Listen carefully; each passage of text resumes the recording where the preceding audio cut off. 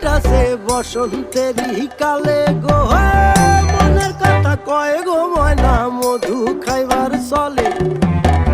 নয়া গাছে ফুল ফুইটাছে বসন্তেরই কালে গো, মনের কথা কয় গো ময়না মধু খাইবার চলে।